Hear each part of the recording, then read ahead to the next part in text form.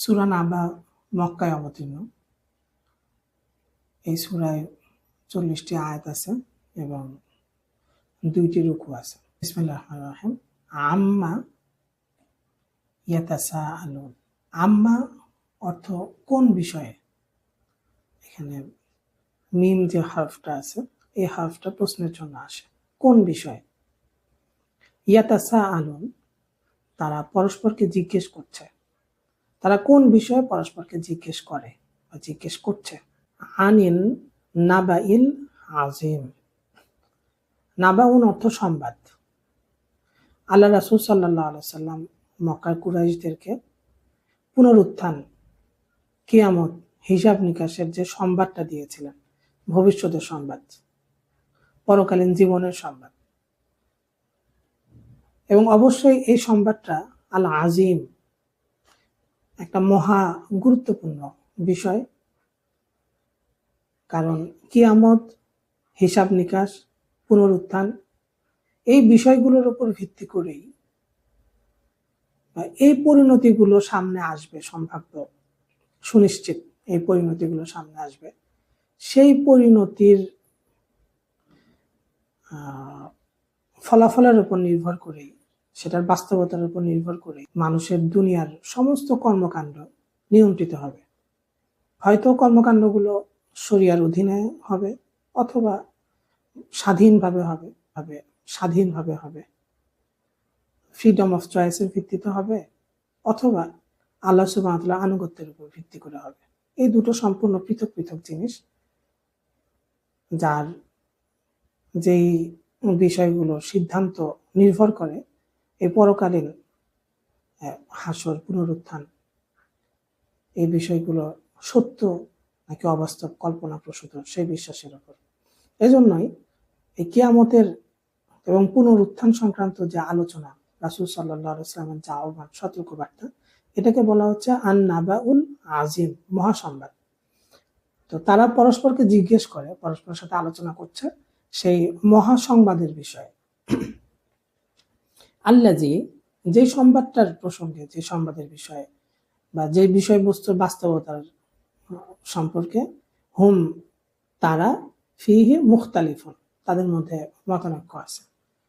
তাদের কেউ এটাকে অস্বীকার করছে, প্রত্যাখ্যান করছে, অবিশ্বাস করছে। সে অবিশ্বাসের মাত্রা এবং ধরনের মধ্যে ভিন্নতা আছে। অনেকে আবার এটাকে সম্ভাব্য হিসেবে নিচ্ছে, কিন্তু সেখানে এমনভাবে ব্যাখ্যা করছে যে সেটা অস্বীকারের পর্যায়ে চলে যায়। তো আল্লাযী হুম ফীহি মুখতালিফুন, যে বিষয়টার বাস্তবতা সম্পর্কে তাদের মধ্যে মতভেদ আছে। কিন্তু যেহেতু এই সমস্ত আলোচনাগুলো শেষ হচ্ছে প্রত্যাখ্যানের মধ্য দিয়ে, অবিশ্বাসের মধ্য দিয়ে, এটাই উপসংহার আসতেছে যে এই সমস্ত কোনো বিষয় নাই, এগুলো মুহাম্মদ সাল্লাল্লাহু আলাইহি সাল্লামের মস্তিষ্ক প্রসূত, কল্পনা প্রসূত। তো তাদের যে সিদ্ধান্তটা, এটা অবাস্তব, কাল্পনিক, ভিত্তিহীন হওয়া, এই সিদ্ধান্তকে নাকচ করে বলা হচ্ছে কাল্লা, কখনোই না। সায়া আলামুন, তারা শীঘ্রই জানতে পারবে। তাদের এই সিদ্ধান্ত যে ভুল ছিল, এটা তারা শীঘ্রই জানতে পারবে। সুম্মা, অতঃপর, মানে অতঃপর আবারও বলা হচ্ছে যে কাল্লা, না, কখনোই না। তারা যেটা সিদ্ধান্ত নিচ্ছে, তারা যে বিষয়ে মতামত দিচ্ছে, তা কখনোই না, সত্য না। সায়া আলামুন, আসল সত্য কি, প্রকৃত সত্য কি, সেটা তারা শীঘ্রই জানতে পারবে। তো সূরা নাবার এই 1 নম্বর আয়াত থেকে নিয়ে এখানে এই 5 নং আয়াত পর্যন্ত, 1 নং থেকে 5 নং আয়াত পর্যন্ত এখানে আলোচনা হচ্ছে তাদের মধ্যে চলমান যে অবস্থা, সেই অবস্থাটা প্রকাশ করা হলো 1 থেকে 5 নং আয়াতে। এখন কিয়ামতের প্রসঙ্গে, পুনরুত্থানের প্রসঙ্গে তাদের অবিশ্বাসটা কেন? এটাকে সত্য বলে কেন স্বীকার করা হচ্ছে না? কারণ তারা মনে করছে যে এটা দুরূহ একটা বিষয়। পৃথিবীর শুরু থেকে শেষ পর্যন্ত কত মানুষ, জিন এবং অন্যান্য সকল প্রাণী, কত প্রাণী পৃথিবীতে এসেছে, তারপরে মৃত্যু মুখে পড়ে তারা পৃথিবী থেকে বিদায় নিয়ে চলে গিয়েছে। এই সকল প্রাণীকে মৃত্যু থেকে আবার পুনর্জীবিত করা, তারপরে তাদের হায়াতে জীবনের সমস্ত কর্মকাণ্ড এটাকে সংরক্ষিত করে তার সামনে এনে সে সমস্ত কর্মকাণ্ডের জবাবদিহিতা নিশ্চিত করা, তারপর তার জন্য শাস্তি অথবা তার জন্য পুরস্কার কিছু একটা নির্ধারণ করা, এই সকল বিষয় অসম্ভব কঠিন। এগুলোকে কঠিন মনে হচ্ছে, দুরূহ মনে হচ্ছে, এজন্য এগুলোকে প্রত্যাখ্যান করা হচ্ছে। এরপরে 6 নং আয়াত থেকে কিছু বিষয়ের আলোচনা করা হচ্ছে, যে বিষয়গুলো এরকম কঠিন অসম্ভব মনে হওয়ার কথা, কিন্তু সেগুলো আমরা খুব স্বাভাবিকভাবে গ্রহণ করছি, অসম্ভব মনে হয় না, কঠিন মনে হয় না, অথচ এই বিষয়গুলো দুরূহ ছিল, আমাদের জীবনের প্রত্যেকের হায়াতের সাথে সম্পৃক্ত, খুব সহজ স্বাভাবিক হিসেবে আমরা ধরে নেই। অথচ প্রত্যেকটা বিষয় সহজ না, অনেক কঠিন ছিল, অনেক সুচিন্তিত ছিল, যেটা মানুষের পক্ষে আঞ্জাম দেওয়া সম্ভব ছিল না। তো এই কঠিন বিষয়গুলো যদি সম্ভব হয়, তাহলে পুনরুত্থানের সেই বিষয়টা কেন অসম্ভব? সেটাও সম্ভব। পরবর্তী আয়াতে বলা হচ্ছে 6 নং আয়াতে, আলাম নাজআলিল আরদ মিহাদা, আমি কি জমিনকে তোমাদের জন্য মিহাদা, বিছানার মতো করে বানাইনি? আল্লাহ সুবহানাহু ওয়া তাআলা জমিনকে বিছানার মতো করে, আমরা শয্যায় বিছানায় যেভাবে সহজভাবে চলাফেরা করি, বিশ্রাম গ্রহণ করি, নিজেদের প্রয়োজনে এটাকে ব্যবহার করি, আল্লাহ সুবহানাহু ওয়া তাআলা জমিনকে ঠিক সেইভাবেই মানুষের জন্য প্রস্তুত করে দিয়েছেন, সৃষ্টির জন্য প্রস্তুত করে দিয়েছেন, বিছানার মতো সহজ, ব্যবহার উপযোগী, উপকারী, এভাবে আমরা এটাকে ব্যবহার করছি। অথচ ব্যাপারটা সহজ ছিল না, এটা অসমতল, উঁচু নিচু, পাথুরে ভূমি, চরম বালুকময় ভূমি। তো এরকম ভূমিগুলো প্রত্যেক মানুষেরই অভিজ্ঞতা আছে দেখার, সমস্ত ভূমি এরকম হতে পারত, এটা কত কঠিন একটা বিষয় ছিল, মানুষের জন্য জীবনযাপন কত কঠিন হতো।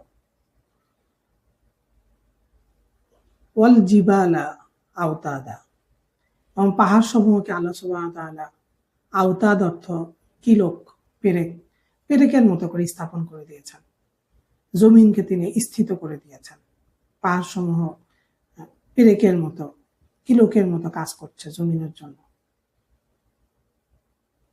ওয়া খলাকনাকুম, এবং আমি তোমাদেরকে সৃষ্টি করেছি আজওয়াজা, জোড়ায় জোড়ায় সৃষ্টি করেছে, একই সৃষ্টির মধ্যে, একই শ্রেণীর মধ্যে দুইটা জোড়া, এই জোড়াগুলো পরস্পরের জন্য পরস্পরকে কর্মমুখর রাখছে, জোড়ায় থাকার কারণেই প্রজন্ম থেকে প্রজন্ম ধারাক্রম, বংশধারা এটা অব্যাহত থাকছে।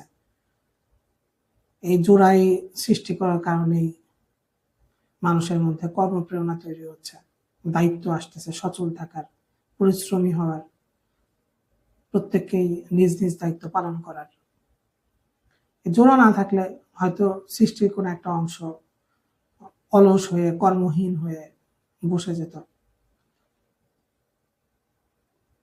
এবং সৃষ্টির কোনো একটা অংশ, কোনো একটা প্রজাতি যদি তাদের দায়িত্ব থেকে সরে আসে, তখন সমস্ত সৃষ্টির মধ্যে বিশৃঙ্খলা তৈরি হবে, ভারসাম্য নষ্ট হয়ে যাবে।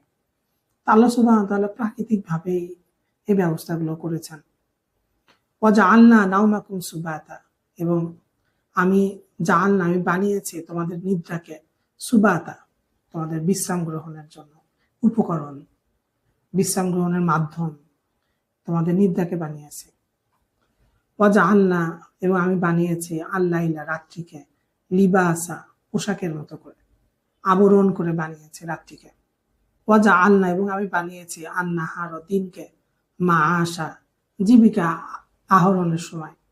আল্লাহ সুবহানাহু ওয়া তাআলা দিনকে এমনভাবে তৈরি করেছেন যে এখানে মানুষ মাআশা, এখানে মানুষ জীবিকা আহরণ করে, সমস্ত সৃষ্টি তখন জেগে ওঠে, সেরকমই পরিস্থিতি তৈরি করে দেওয়া হয়, উপযোগী পরিস্থিতি জীবিকা আহরণের, সমস্ত সৃষ্টি জেগে ওঠে। যদি এই সময় সমাজ ঘুমিয়ে থাকতো, অল্প কিছু মানুষ জীবিকা আহরণের চেষ্টা করতো, তাহলে সম্ভব হতো না। সম্পূর্ণ সমাজ, পুরো দুনিয়া, প্রত্যেকেই যে যেখানে অবস্থান করছে তার চারিপার্শ্ব তখন সজাগ হয়ে ওঠে। এরপরে যখন ক্লান্তি চলে আসে, তখন আল্লাহ সুবহানাহু ওয়া তাআলা ঠিক একটা নির্দিষ্ট সময় পর রাতকে লিবাসা আবরণের মতো করে অবতীর্ণ করেন। তো রাত আসে, রাত পোশাক যেভাবে শরীরকে আবৃত করে ফেলে, এরকম রাত পুরো জগৎকে, পুরো দুনিয়াকে এরকম আবৃত করে ফেলে। তখন বিশ্রামের উপযোগী হয়ে যায় চতুর্পার্শ্ব। তখন মানুষের উপরে আল্লাহ সুবহানাহু ওয়া তাআলা ঘুম দান করেন। ঘুম আসে সুবাতা, বিশ্রামের জন্য। এইভাবে মানুষ প্রতিদিন কাজ করছে, বিশ্রাম নিচ্ছে, আবার কাজের উপযোগী হয়ে আবার কাজ করছে। সুবাতুনের এই শব্দটা শাব্দিক অর্থ বিচ্ছিন্ন করে দেওয়া। যেমন পোশাক শরীর থেকে, দৃষ্টিকে বিচ্ছিন্ন করে দেয়, ওরকম সুবাত এটা মানুষকে তার জগৎ থেকে, তার কাজ থেকে সাময়িকভাবে বিচ্ছিন্ন করে ফেলে। এটাই, এই বিচ্ছিন্নকরণটা বিশ্রাম গ্রহণের জন্য, শরীরে পুনরায় শক্তি উৎপাদন করার জন্য এটা খুব উপযোগী। আল্লাহ সুবহানাহু ওয়া তাআলা এইভাবেই ঘুমকে তৈরি করেছেন। মৃতবৎ হয়ে যায় মানুষ। ওয়া বানাইনা ফাওকাকুম, এবং আমি তোমাদের উপরে তৈরি করেছি, নির্মাণ করেছি, সাবান, 7টি স্তর, 7টি আসমান, যে আসমানগুলো সিদাদা, কঠিন, মজবুত করে নির্মিত 7টি আসমান। ওয়াজআলনা, এবং আমি তৈরি করেছি, সিরাজান, একটা প্রদীপ, যে প্রদীপটা ওয়াহাজান, আলোকিত, আলোকিত একটা প্রদীপ আমি তোমাদের জন্য তৈরি করে দিয়েছি। ওয়াহাজন শব্দটার অর্থ এমন আলো যে আলোর মধ্যে তাপ থাকে। আল্লাহ তাআলা সূর্যকে এভাবে তৈরি করে দিয়েছেন। যখন নাহার উপস্থিত হয়, মাআশা, যেটা জীবিকা আহরণের সময়, তো এই সময়টাতে আল্লাহ সুবহানাহু ওয়া তাআলা সিরাজান ওয়াহাজা, এই তাপ সম্পন্ন, আলো সম্পন্ন এই দ্বীপটা, প্রদীপটা আল্লাহ সুবহানাহু ওয়া তাআলা এরকম আসমানের মধ্যে এটা নিয়ে আসেন। তো এই তাপ এবং এই আলোতে রাত্রের যে আবরণ, সে আবরণটা সরে যায়, তখন পুরো জগৎ আবার জেগে ওঠে।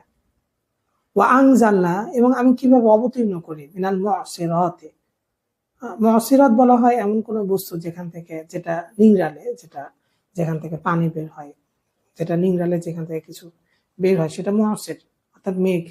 আমি মেঘমালা থেকে বর্ষণ করি, মা আন সাজ্জাজান, পর্যাপ্ত পানি, পর্যাপ্ত বৃষ্টি আমি মেঘমালা থেকে বর্ষণ করি।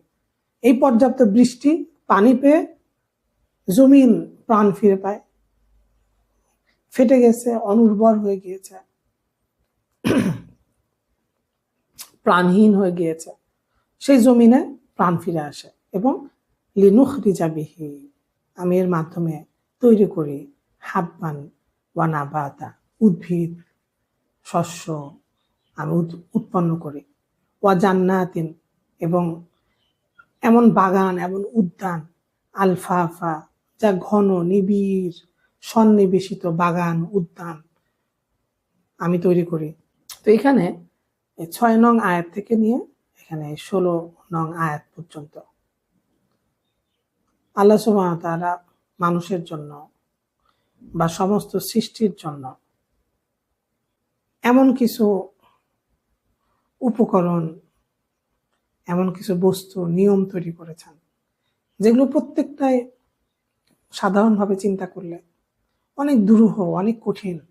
এই বস্তুগুলোর সম্পর্কে, এই বস্তুগুলোর কার্যপ্রণালী সম্পর্কে যার জ্ঞান যত বেশি, তিনি তত ভালোভাবে এটা অনুভব করেন যে এই বিষয়গুলো কত কঠিন, কত সূক্ষ্ম, এখানে হিসাব আছে, চিন্তা ভাবনা আছে, মহা একটা পরিকল্পনা কাজ করেছে এই প্রত্যেকটা বস্তুর পেছনে। এবং এর প্রত্যেকটাই মানুষের জন্য অসম্ভব ছিল, অনেক দুরূহ ছিল। অথচ এই দুরূহ, অসম্ভব, কঠিন, মহা কর্মযজ্ঞের বিষয়গুলো আমাদের জীবনের সাথে প্রতিনিয়ত এমনভাবে সংগঠিত হচ্ছে যে আমরা এগুলোকে ভাত পানির মতো খুবই স্বাভাবিক, সহজ হিসেবে গ্রহণ করি। তাহলে এই কঠিন বিষয়গুলো যদি সহজ, স্বাভাবিক মনে হয়, তাহলে পুনরুত্থান, মৃত্যুর পরবর্তী জীবন, এটা কেন কঠিন মনে হবে? 6 থেকে 16 নং আয়াত পর্যন্ত। প্রথমত 1 থেকে 5 নং আয়াত পর্যন্ত এখানে আলোচনা করা হলো যে মক্কার কাফিরদের মধ্যে তখন চলমান অবস্থাটা নিয়ে। তারপর 6 থেকে 16 নং আয়াত পর্যন্ত আলোচনা করা হলো আল্লাহ সুবহানাহু ওয়া তাআলার প্রদত্ত কিছু নিয়ামত, আল্লাহ তাআলার ক্ষমতা সম্পর্কে ধারণা পাওয়া যায় এরকম কিছু সৃষ্টি সম্পর্কে। এগুলো ফিকিরের উপাদান, চিন্তার উপাদান। তারপরে 17 নং আয়াত, 17 নং আয়াত থেকে বলা হচ্ছে যে দেখো, ইন্না নিশ্চয়ই, ইয়াউমাল ফাসলি ফয়সালার দিন, কানা মিকাতা এটা কিন্তু সুনির্ধারিত। নিশ্চয় ফয়সালার দিন, বিচারের দিন, রায়ের দিন, এটা কিন্তু সুনির্ধারিত। এখান থেকে পলায়নের কোনো অবকাশ নেই। এটা বাস্তবতা যে ইয়াউমাল ফাসল একটা ফয়সালার দিন আছে, হিসাব গ্রহণের দিন আছে, এবং এই দিনটি মিকাতা সুনির্দিষ্ট। এই দিনটির সংগঠনের সময় সুনির্দিষ্ট। একটা নির্দিষ্ট সময়ে, নির্ধারিত সময়ে সেই দিনটি সংগঠিত হবে, এবং সেই দিন ইয়াউমাল ফাসল আল্লাহ সুবহানাহু ওয়া তাআলা ফয়সালা দিবেন। প্রত্যেক মানুষের ফয়সালা সেদিন হবে, কে সফল হলো, কে ব্যর্থ হলো, কে তার দুনিয়ার জীবনকে সঠিক কাজে ব্যয় করলো, আর কে দুনিয়ার জিন্দেগিকে সঠিক কাজে ব্যয় করতে পারে নাই, পুরো জীবনটা ব্যর্থ হয়ে গিয়েছে, বিফলে চলে গিয়েছে। এই সকল বিষয়ে ফয়সালার দিন নির্ধারিত। সেই দিনটা কিভাবে সংগঠিত হবে? ইয়াউমা সেই দিন, ইউনফাখু ফিসসুর সেই দিন ফুৎকার দেওয়া হবে, ফিসসুরি সিংহায় সেদিন ফুৎকার দেওয়া হবে। যখন সিংহায় ফুঁক দেওয়া হবে, হযরত ইসরাফিল আলাইহিস সালাম একটি সিংহায় ফুঁক দিবেন আল্লাহ সুবহানাহু ওয়া তাআলার আদেশে। স্ফটিকের মতো স্বচ্ছ একটি শৃঙ্গা, যে শৃঙ্গায় অনেক ছিদ্র। ইসরাফিল আলাইহিস সালাম যখন সেখানে ফুৎকার দিবেন, সমস্ত দুনিয়া, সমস্ত সৃষ্টি ধ্বংস হয়ে যাবে। এবং এই ফুৎকারে যখন তিনি দ্বিতীয়বার ফুৎকার দিবেন, সেই ফুৎকারে ফাতাতুনা তোমরা সকলেই আসা শুরু করবে, আফওয়াজান দলে দলে। দুনিয়ার সমস্ত সৃষ্টি যে যেখানে সমাহিত, প্রত্যেকেই তার সেই সমাহিত হওয়ার জায়গা থেকে, স্থান থেকে। কেউ হয়তো হাওয়ায় মিলিয়ে গিয়েছিল, সেই হাওয়ায় সে যেখানে মিলিয়ে গিয়েছিল, যে সমস্ত অংশে তার শরীর মিলিয়ে গিয়েছিল, বাষ্প হয়ে উড়ে গিয়েছিল, সেই সমস্ত অংশ থেকে যে যেখানে সমাহিত ছিল সেখান থেকে সবাই আসা শুরু করবে, আফওয়াজান দলে দলে। দলে দলে সবাই পুনরুত্থিত হবে, আবার প্রাণ ফিরে আসবে, এবং সবাই সে হাসরের ময়দানের দিকে সবাই দলে দলে আসা শুরু করবে। ওয়া ফুতিহাতিস সামা মানুষ আসমানের দিকে তাকাবে, ফুতিহাতিস সামা আসমানকে খুলে দেওয়া হবে, ফাকানাত আবওয়াবা এবং আসমান হবে দরজা বিশিষ্ট। আসমানকে খুলে দেওয়া হবে, এই আসমানের মধ্যে অনেক দরজা দেখা যাবে, তখন এটা দরজা বিশিষ্ট মনে হবে। বা সুইয়িরাতিল জিবাল এবং সুইয়িরাতিল জিবাল পাহাড়কে সেদিন চালনা করা হবে। দুনিয়াতে আমরা পাহাড়কে দেখতেছি আওতাদ, এই পাহাড় কিলোকের মতো এটা স্থাপিত হয়ে আছে, কিন্তু এই পর্বতমালা তার বিরাট বিশাল যে আকার আকৃতি শরীর, এটা নিয়ে এই পর্বত সারি কিয়ামতের এই সময়টাতে সুইয়িরাতিল জিবাল এগুলোকে চালনা করা হবে, এবং এগুলো দ্রুত বেগে ছুটতে থাকবে।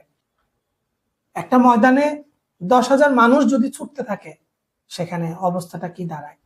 কিয়ামতের দিন মানুষ শুধু না, পাহাড়ের মতো এই ভারী বিরাট এই বস্তুগুলো, এই সৃষ্টিগুলো ছুটতে শুরু করবে, চলতে শুরু করবে, এবং এত দ্রুত গতিতে চলতে শুরু করবে যে ফাকানাত এগুলোকে দেখতে মনে হবে সারাবা মরিচিকার মতো। মরিচিকা যেরকম বিভ্রান্ত করে ফেলে, একবার মনে হয় আমি ঠিক দেখলাম, বস্তু এখানে ছিল, আর একবার মনে হয় যে বস্তুই এখানে ছিল না, আমি ভুল দেখেছি। পাহাড়গুলো এত দ্রুত চলতে থাকবে যে মনে হবে যে এখানে আছে, আমি দেখলাম, এই মনে হবে যে এখানে ছিল না, আমি দেখিনি। এইভাবে পাহাড়গুলো দ্রুত ছুটতে থাকবে।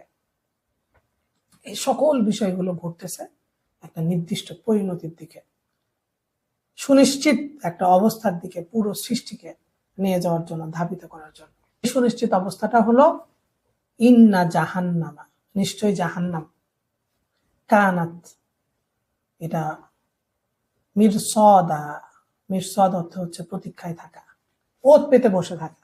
নিশ্চয় জাহান্নাম ওত পেতে বসে আছে। যেভাবে হিংস্র শিকারী জন্তু শিকারের জন্য বসে থাকে, ঠিক সেইভাবে জাহান্নাম এরকম ওত পেতে বসে আছে। আল্লাহ রাসূল সাল্লাল্লাহু আলাইহি ওয়াসাল্লাম বলেছেন পুলসিরাত হবে তরবারির চাইতেও অধিক ধারালো। এই অতি ধারালো এই পথটা দিয়ে, যে ব্রিজটা জাহান্নামের উপর স্থাপিত, এই ধারালো এই পথটা দিয়ে মুমিন, কাফির, গুনাহগার সবাইকে এই পথটা দিয়ে অতিক্রম করতে হবে।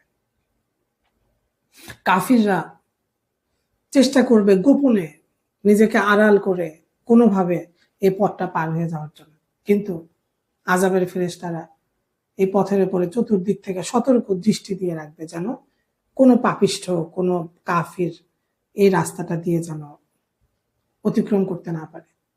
এমন কোনো ব্যক্তি আল্লাহ সুবহানাহু ওয়া তাআলাকে অস্বীকার করেছে, আল্লাহ সুবহানাহু ওয়া তাআলার কোন একটা গুণকে, আল্লাহ তাআলা হাকিম, বিচারক, আল্লাহ সুবহানাহু ওয়া তাআলা রব, সমস্ত বস্তুর প্রতিপালন তিনি করেন, একমাত্র তিনিই শাসন করার ক্ষমতা রাখেন, আর কারো শাসনের ক্ষমতা নেই, আর কেউ মানুষের জন্য বিধান দিতে পারে না। একমাত্র কোরআনই মানুষের জন্য আইন হতে পারে, আর কোনো বিষয় মানুষের জন্য আইন হতে পারে না।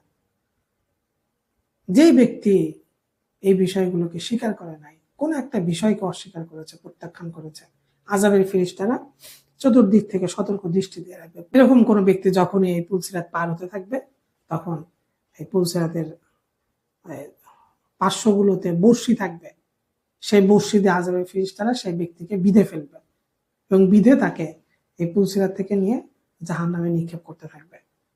তো ইন্না জাহান্নামা, নিশ্চয়ই জাহান্নাম, কানাত মিরসাদা, জাহান্নাম প্রতীক্ষায় আছে। এটা ওত পেতে বসে থাকবে, যেভাবে শিকারী জন্তু হিংস্র শিকারের জন্য বসে থাকে। লিত্তাগিনা, এই জাহান্নাম হচ্ছে তাগী, অবাধ্যদের জন্য, অহংকারী পাপিষ্ঠদের জন্য। মাআবা, এটাই হবে তাদের আবাস, এটাই তাদের আবাসস্থল হবে। কাফির সাধারণ একজন পাপিষ্ঠ ব্যক্তি, আল্লাহ সুবহানাহু ওয়া তাআলা অস্বীকারী, নবীজি সাল্লাল্লাহু আলাইহি ওয়াসাল্লামকে অস্বীকারী, কোরআনকে বিধান হিসেবে মানতে অস্বীকারী সাধারণ একজন ব্যক্তি কাফির।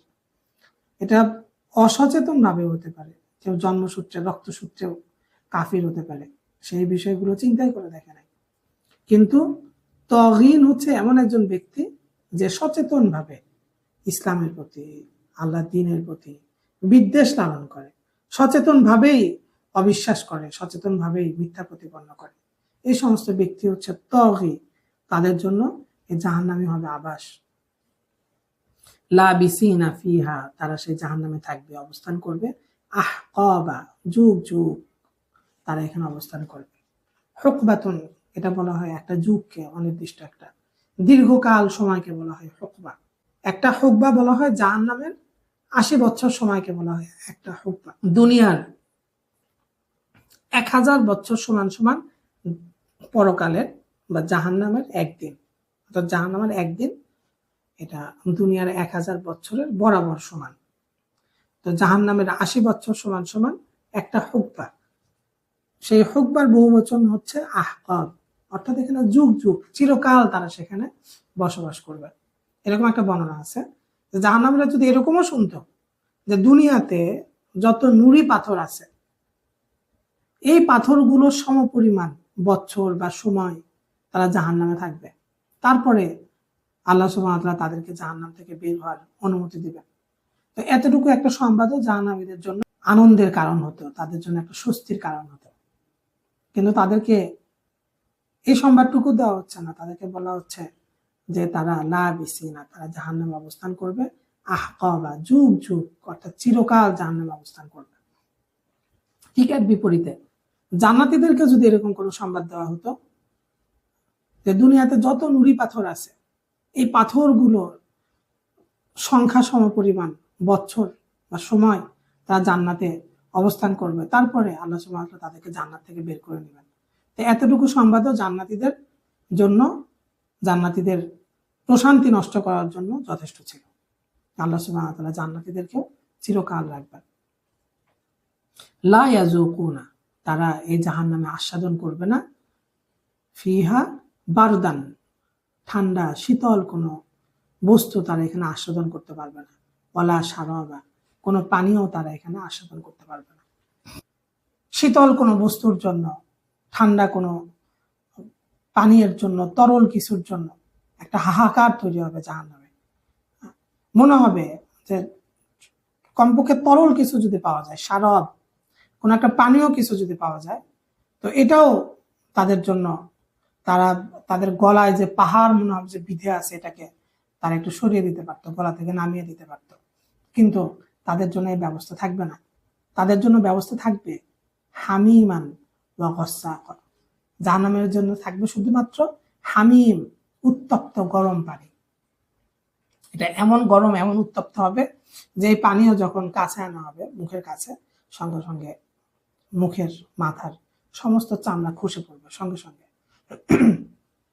এবং আরেকটা পানি থাকবে জাহান্নামীদের জন্য, গসাক। এটা হচ্ছে যে পুজ, রক্ত পুজ। আযাবের কারণে জাহান্নামীদের শরীর থেকে যে রক্ত এবং পুজগুলো বের হবে, সে রক্ত এবং পুঁজি পানীয় হিসেবে তাদেরকে দেওয়া হবে পান করার জন্য। জাযাআন, এটা প্রতিদান, প্রতিফল, বিফাক, এটাই হচ্ছে যে উপযুক্ত প্রতিফল তাদের জন্য। এই উত্তপ্ত পানি এবং এই পুজ, গলিত রক্ত, এটাই তাদের জন্য উপযুক্ত প্রতিদান। কারণ ইন্নাহুম, নিশ্চয়ই তারা, কানু লা ইয়ারজুনা, তারা প্রত্যাশা করতো না, তারা ভয় করতো না, হিসাবা, হিসাবে। তারা যে হিসাবের মুখোমুখি হবে, একদিন তাদেরকে যদি হিসাবের মুখোমুখি হতে হবে, এই ভয়টা তাদের মধ্যে ছিল না। এই পরিস্থিতির সম্মুখীন হওয়ার চিন্তা, বিশ্বাস তাদের মধ্যে ছিল না। যেহেতু কোনো হিসাবের বিশ্বাস ছিল না, কোনো আমলের কৈফিয়ত দিতে হবে সেই বিশ্বাস ছিল না, সেই জন্য যা ইচ্ছা তাই করে গেছে দুনিয়াতে। দুনিয়াতে আমলের মধ্যে সে ফ্রিডম চেয়েছে, তার ইচ্ছার মধ্যে ফ্রিডম চেয়েছে, পোশাক পরিচ্ছদের মধ্যে ফ্রিডম পেয়েছে, উপার্জন সেখানেও সে স্বাধীনতা চেয়েছে, ব্যয় করবে সেখানেও সে স্বাধীনতা চেয়েছে। আল্লাহ সুবহানাহু ওয়া তাআলার আনুগত্য, কোরআনের আনুগত্য, আল্লাহ রাসূল সাল্লাল্লাহু আলাইহি ওয়াসাল্লামের অনুসরণের আবশ্যকতা কোনো কিছুই ছিল না। সুতরাং এই ব্যক্তি দুনিয়াতে যে বিপর্যয় তৈরি করেছে, সেই বিপর্যয়ের জাযাআন বিফাকান, এটাই, এই শাস্তি হচ্ছে যে তার জন্য উপযুক্ত প্রতিফল, তার কর্মের জন্য উপযুক্ত প্রতিদান এটাই। ওয়াকাযযাবু, তারা তো মিথ্যা প্রতিপন্ন করেছিল, অস্বীকার করেছিল, বিআয়াতিনা, আমার আয়াত সমূহকে, কিযাবান, কঠিন ভাবে, শক্তভাবে তারা আমার আয়াত সমূহকে, আমার বিধানগুলোকে মিথ্যা সাব্যস্ত করেছিল। অথচ বাস্তবতা এরকম ছিল যে যখন তারা আমার আয়াতগুলোকে, আমার রসুলের বার্তা সমূহকে অস্বীকার করছিল, সেই সময়ের বাস্তবতা হচ্ছে কুল্লা শাইইন, প্রত্যেক বিষয়কে, ছোট্ট থেকে ছোট্ট, ক্ষুদ্র থেকে ক্ষুদ্র প্রত্যেকটা বিষয়কে আল্লাহ সুবহানাহু ওয়া তাআলা কুল্লা শাইইন, প্রত্যেক বস্তুকে আহসাইনাহু, আমি সংরক্ষিত করেছি, কিতাবান, লিপিবদ্ধ আকারে। যখন সে আমার বিষয়গুলোকে অস্বীকার করছে, তখন প্রকৃত অবস্থা হচ্ছে তার সমস্ত আমলকে লিখিতভাবে সংরক্ষণ করা হচ্ছে। সুতরাং আজকে তাদেরকে বলা হবে ফাজুকু, তোমরা আস্বাদন করো, তোমরা তোমাদের শাস্তি, তোমাদের এই অবস্থা, এটাকেই তোমরা আস্বাদন করতে থাকো। কারণ মিনতি করে, ইস্তেগফার করে, ক্ষমা প্রার্থনা করে কোনো ফায়দা নাই। তোমাদেরকে আমি এখন একটা বিষয়ই বৃদ্ধি করব, সেটা হচ্ছে যে আযাব। ফালান নাজিদাকুম, আমি তোমাদের জন্য কখনোই বৃদ্ধি করব না, ইল্লা আযাবা, শাস্তি ব্যতীত আর কোনো বিষয়, শাস্তি ব্যতীত আর কোনো বস্তু বা বিষয় আমি তোমাদের জন্য বৃদ্ধি করব না। তো এটা কিয়ামতের দিন, কিয়ামতের পরবর্তী সময়গুলোতে এটা একটা চিত্র, কিন্তু এটাই শেষ চিত্র না, আরেকটা চিত্র আছে। এটার আরেকটা পার্শ্ব আছে পরকালীন জীবনে। সেই পার্শ্বটা হচ্ছে ইন্না, নিশ্চয়ই, লিল মুত্তাকিনা, মুত্তাকিদের জন্য রয়েছে মাফাজা, সফলতা। মুত্তাকি যারা আল্লাহ সুবহানাহু ওয়া তাআলাকে ভয় করেছেন, আল্লাহ সুবহানাহু ওয়া তাআলার বিধানের অনুগত থেকেছেন, কোরআন এবং সুন্নাহর অনুগত থেকে জীবন যাপন করেছেন, জীবনটাকে বলগাহীন করেন নাই, নফস এবং খায়েশাতের স্বাধীনতা চান নাই। এখনটা এমন একটা অবস্থা যে একটা সময় নফস এবং খায়েশাতের চাহিদা বা স্বাধীনতায় মানুষের পদস্খলনের সর্বোচ্চ পর্যায়ে ছিল, আর এখন এই গণতন্ত্রের জামানায় এই নফস এবং খায়েশাতের চাহিদাকে আইন বানানো হচ্ছে, বিধান বানানো হচ্ছে। নফস এবং খায়েশাতের চাহিদাকে আইন এবং বিধানে রূপান্তর করার জন্য আইন প্রণেতা নির্বাচন করা হচ্ছে। ফেরাউন তো একজন ছিল, একজন ফেরাউন সবার জন্য আইন তৈরি করেছে, আর এখন ভোটাভুটি করে সারা দেশে এরকম আইন তৈরি করার জন্য 300 জনকে নির্বাচন করা হচ্ছে। কত বড় জাহিলিয়াত এবং কত বড় ধ্বংসের মুখে আমরা এখন এসে গেছি। সবাইকে বাধ্য করা হচ্ছে এই ধ্বংসের মধ্যে শরীক হওয়ার জন্য। তো সেই দিন যারা মুত্তাকি ছিলেন, আল্লাহকে ভয় করেছেন, খায়সাত অনুযায়ী চলেন নাই, তাদের জন্য থাকবে মাফাজা, সফলতা। সফলতাগুলো কিরকম?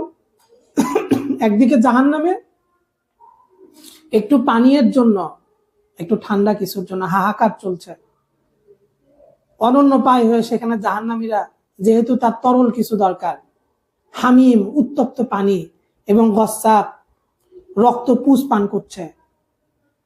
ঠিক এর বিপরীত চিত্রটা হলো মুত্তাকিরা হাদাইক, বাগান সমূহের মধ্যে, বাগিচার মধ্যে, আনাব, আঙ্গুরের ছড়া, এরকম ফলের মধ্যে দিয়ে তারা বিচরণ করছে, বসবাস করছে। ওয়া কাওয়াইব আতরাবা, এবং তাদের জন্য সঙ্গিনী রয়েছে, তারা তাদের সহচর এবং সঙ্গিনীদের সাথে সেখানে সময় কাটাচ্ছে। যে সঙ্গিনীরা কাওয়াইব, তাদের সমবয়স্ক, নবাগত যৌবনা, উদ্ভিন্ন যৌবনা, এই সঙ্গিনীদের সাথে তারা সময় কাটাচ্ছে। ওয়া কাআসান দিহাক, এবং তাদের সামনে পরিপূর্ণ পান পাত্র। তাদের সামনে যে পানীয়গুলো, পরিপূর্ণ পান পাত্রে যে পানীয়গুলো, সেই পানীয়গুলো তাদেরকে, তাদের চিন্তা শক্তি, তাদের আচরণকে লোপ করে দিচ্ছে না। ফলে লা ইয়াসমাউনা, তারা শুনবে না, ফিহা, জান্নাতে, লাগওয়ান, অনর্থক কোনো কথা, কিযাবান, কোনো মিথ্যা কথা, কোনো মিথ্যা অপবাদ, কোনো মিথ্যা প্রতিশ্রুতি, কোনো মিথ্যা আলাপন বা কোনো অনর্থক আলাপ তারা এখানে শুনবে না। দুনিয়াতে যতই ক্ষমতাবান মানুষ হোক, তাকে লাগওয়ান, এই অনর্থক আলাপ এবং কিযাবান, মিথ্যা আরোপের এই কষ্ট তাদেরকে হজম করতে হয়। কিন্তু আখিরাতে কোনো লাভ থাকবে না, কোনো কিযাব থাকবে না। এটাই জাযাআন, প্রতিদান, মির রব্বিক, আপনার রবের পক্ষ থেকে, আতাআন হিসাবা, এটা উপযুক্ত প্রতিদান। মুত্তাকিদের জন্য আপনার রবের পক্ষ থেকে এটা উপযুক্ত প্রতিদান। কারণ মুত্তাকিরা সেই রবের আনুগত্য করছেন দুনিয়াতে। দুনিয়াতে যে যার আনুগত্য করছে কিছু তো পাচ্ছে, কিন্তু যারা মুত্তাকি, যারা ওই রবের আনুগত্য করছেন, যেই রব রব্বিস সামাওয়াতি ওয়াল আরদ, যিনি আসমান এবং জমিনের রব, ওয়ামা বাইনাহুমা, আসমান এবং জমিনের মাঝখানে যা কিছু আছে এই সকল কিছুর যিনি রব, সত্যিকার রব যিনি, সেই রবের আনুগত্য যারা করছে, যিনি আর রহমান, পরম দয়ালু, কিন্তু পরম দয়ালু হওয়ার পরেও তিনি মহাপরাক্রমশালী, মহাপ্রতাপশালী। এমন প্রতাপ যে লা ইয়ামলিকুনা মিনহু খিতাবা, কোনো ব্যক্তি তার সামনে কথা বলার সাহস করবে না, কথা বলার ক্ষমতা প্রাপ্ত হবে না, কেউ তার সামনে কথা বলতে পারবে না। ইয়াউমা, সেই দিন, ইয়াকুমু, দণ্ডায়মান থাকবে, আর রূহু ওয়াল মালাইকাতু, আদম সন্তান, সমস্ত আদম সন্তান এবং ফেরেশতাগণ সেদিন দণ্ডায়মান থাকবে, সফা, কাতারবদ্ধ হয়ে।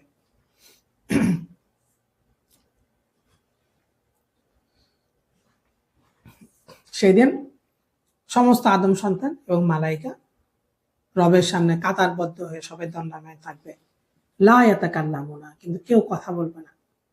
ইল্লা মান আদিনা লাহুর রহমান, রহমান যাকে আজিনা, অনুমতি দান করবেন, রহমান যাকে অনুমতি দান করবেন তিনি ব্যতীত আর কেউ কথা বলবেন না।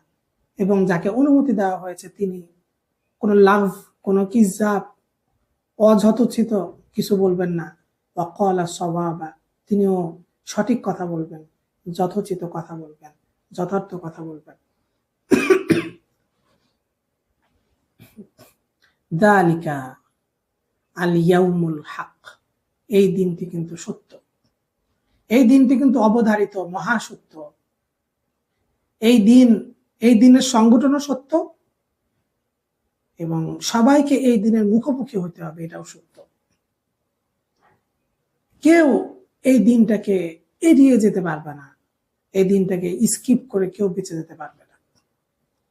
যারা ক্ষমতাবান মানুষ তারা দুনিয়ার বিচার আচারকে এড়িয়ে যেতে পারেন, কিন্তু এই দিনটাকে কেউ এড়িয়ে যেতে পারবে না। সুতরাং দুইটা পথ বর্ণনা করা হয়ে গিয়েছে।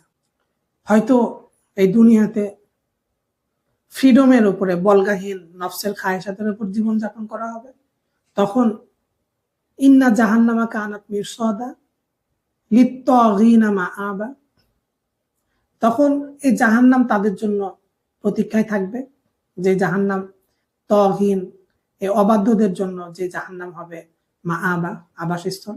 অথবা হয়তো তাকওয়া অবলম্বন করা হবে, আল্লাহ রসুলের বিধানকে ভয় করে চলা হবে, তখন তার জন্য থাকবে ফামান শাআ।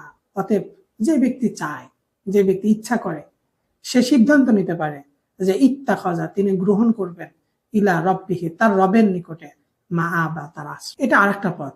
কোনো ব্যক্তি চাইলে তার রবের নিকটে মাআবা, তার আশ্রয়, তার অবস্থানকে গ্রহণ করে নিতে পারে।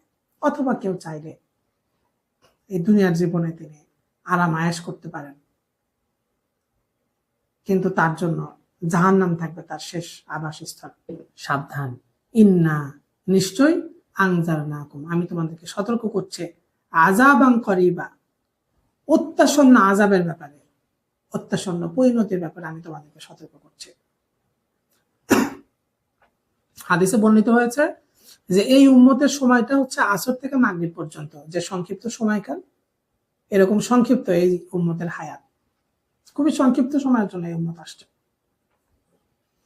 একজন মনিব, তিনি শ্রমিকের 3টি দলকে কাজে নিয়োগ করেছেন।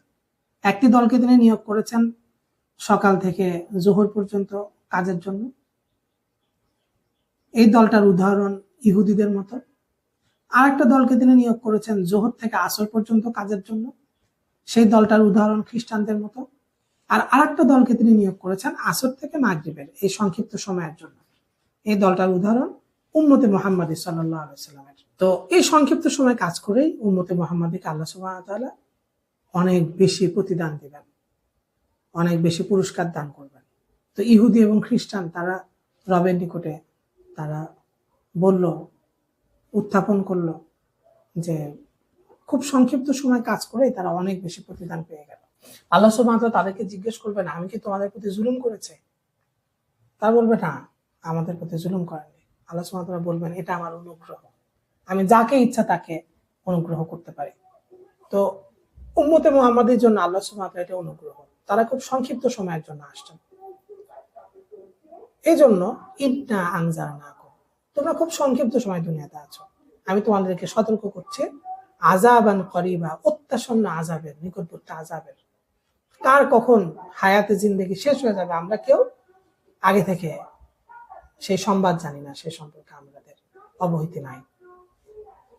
মৃত্যুর পরে এমন একটা অবস্থা হবে যে পাপাচারী ব্যক্তি যখন সে তার আমল নামাকে দেখবে, সকল কাজকে সেখানে সংরক্ষিত করে দেওয়া হয়েছে, এ দেখার পরে তার মন থেকে এই আশাটা আসবে যে হায়, আমি যদি আজকে মাটি হয়ে যেতাম।